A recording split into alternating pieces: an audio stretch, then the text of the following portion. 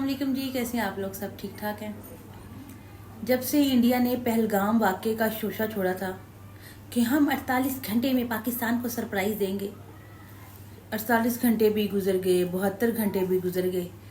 India की तरफ से तो कोई सरप्राइज़ नहीं आया, लेकिन खुशी की बात यह है कि हमारी आवाम ने जिस तरह दुश्मन को सरप्राइज़ दिया है वो बहुत कमाल का था कि उन्होंने ये चीज़ जिस तरह अपनी फ़ौज के साथ वालहाना मोहब्बत दिखाई वो दीदनी थी।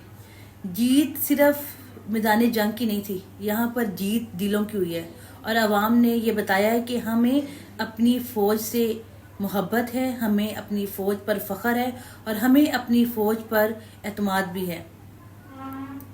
हमने एक बार फिर ये साबित किया कि पाकिस्तान नाकाबिले तस्खीर है।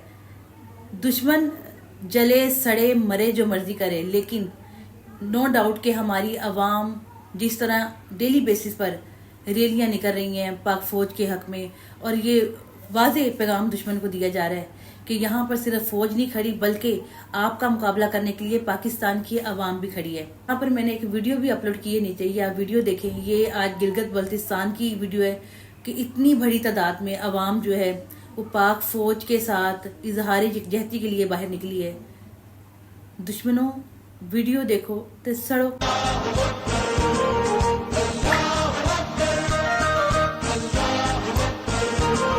अल्लाह की रहमत का साया, तौहीद का परचम लहराया है, मर्द मुजाहिद जाग जरा, अब वक्त शहादत है आया।